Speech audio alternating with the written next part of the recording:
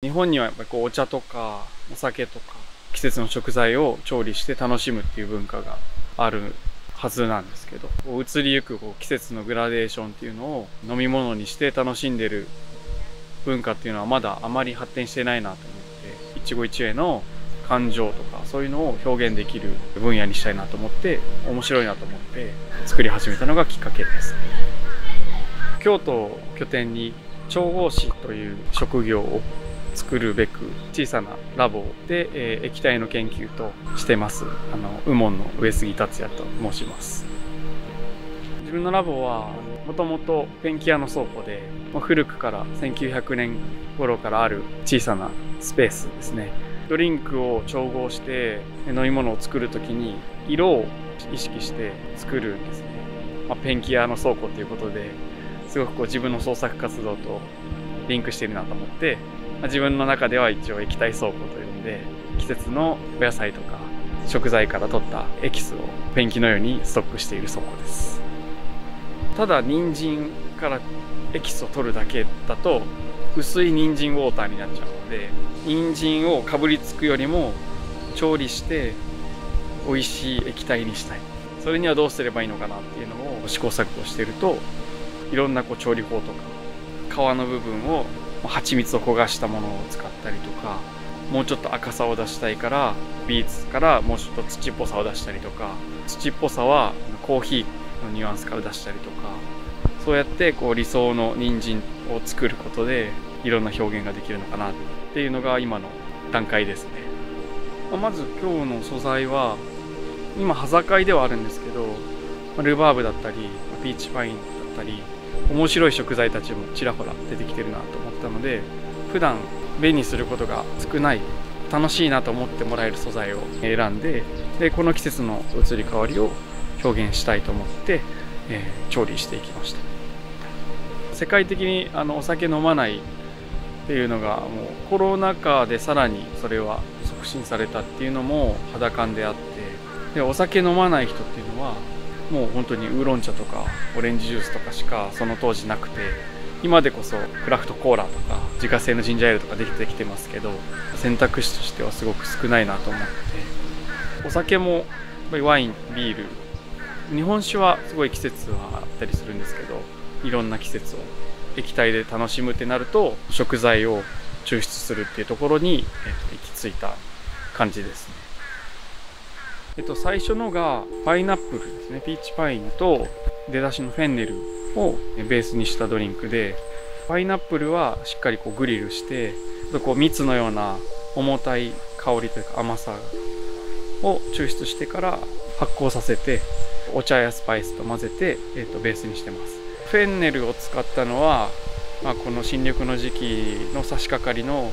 淡い黄緑を表現したくて、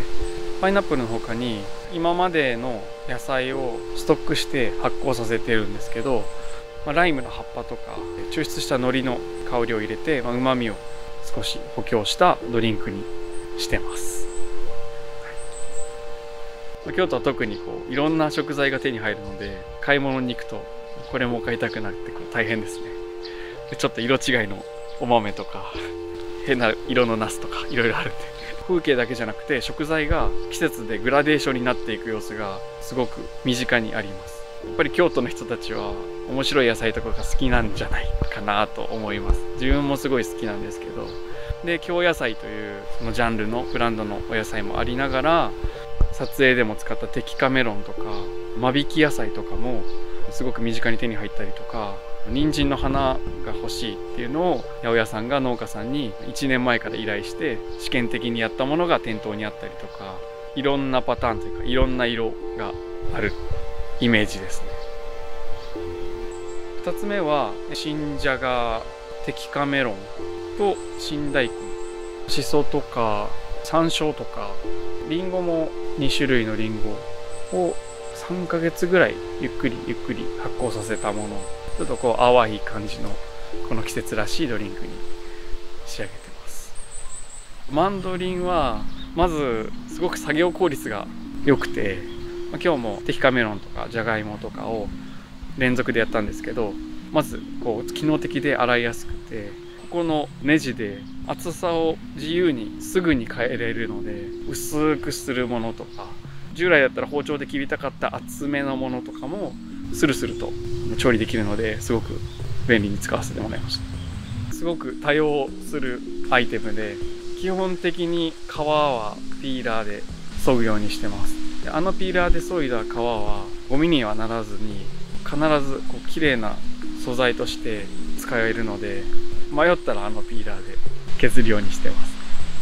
8番の包丁は見た目と持った感じと、一番好みですぐにこれ欲しいなと、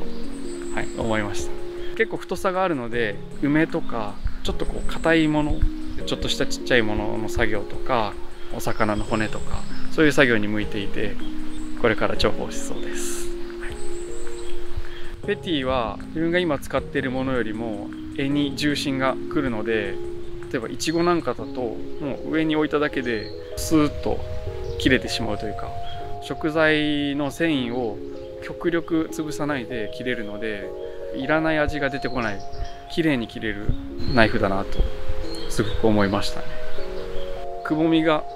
ついていて、もちろん長さもあるので、引いて切ると繊維を崩さないでスーッと切ることができるので、そのまま飾りに使って食べた時に香りが開かせるとか、あと抽出の時もルバーブとかもそうなんですけど、綺麗な味に仕上げたい時はああいう長い包丁でスーッとそんな力を入れずに切ってあげると、すごく綺麗な味わい仕上がるなと思いました。逆にそれでグッと押してあげると強さのある味になるので、すごくいろんな活用性のある、もちろんその肉もお魚も切れる包丁なので、一番便利な包丁でした。3つ目は最後なので、ちょっと赤ワインのようなイメージで作ってます。いちごと、あと焼いた人参、新ごぼう、あとつくしなどを合わせて、で最後はアルコール入りの3年熟成の日本酒で旨味を補強して、奄美大島でもらった、コーヒーベリーの香りをつけて、ちょっと面白みのあるドリンクに仕上げてます。一つは旅館業だったりとか和をテーマにしたところもありますし、イタリアンだったりとか洋服のブランドだったりとか、和菓子屋さんでお菓子作ってほしいとか、いろんなジャンルの人たちと働くことで、いろんなアウトプットをしていくっていうのが今面白く感じてますね。その土地に行って、そこの土地の人と話した感じとか景色とか滞在した体験をもとにドリンク創作するっていう機会があって、ちょっと前だと福井県って行ったことがなくて、その土地の人と話して食材をこういう思いで作ってるっていうのを見て、へしことかそういう面白い食材とかも出会ったりして、7種のペアリングのコースのドリンクにして、シェフたちとコラボして、その人たちが得意を思ったお料理と自分が思ったドリンクのペアリングでお料理を引き立てていくっていうのがすごく面白かったですね。京都の軒下っていうバーの関根さんっていう方なんですけど、その方もすごくいろんな素材から液体抽出をしていて、かっこいいなって思う、唯一の先輩というか、飲み物は一色の表現になるんで、その提供方法の仕方とか、お茶の世界にもある器でしたり、空間の仕立てとか、千利休とか、ある時、お茶に出会って、もともと器って海外のものがいいとされてたんですけど、海外のものをいいっていうふうに思って使う、それももちろんいいんですけど、それだけじゃなくて日本にあるものをアピールしていきたいっていう、そういうところだったり、その真っ黒のお茶碗を使うんですけど、藻に服す時とか漆黒に輝く黒という風にして、良くないとされていたもの、日本の文化にしていったところだったり、粋なところ、かっこいいなと思いますね。お茶も使うので、現代の千利休じゃないですけど、千利休みたいにはなりたいなとは思ったりもしますね。やることはもうまだまだたくさんあって、次の世代を育てていかないとなと自分もそろそろ思ってるので、学校のようなものとか、ノーマみたいに多くの人が集まって技術とかを教える場所とか、今はニッチなことをしてるんですけど、影響力のあることをちょっとずつしていけたらいいのかなと、細々ともう生きていこうかなと思ってるんで知り合い伝いで信用できる人たちと何か大きいことを成し遂げたいなと思います。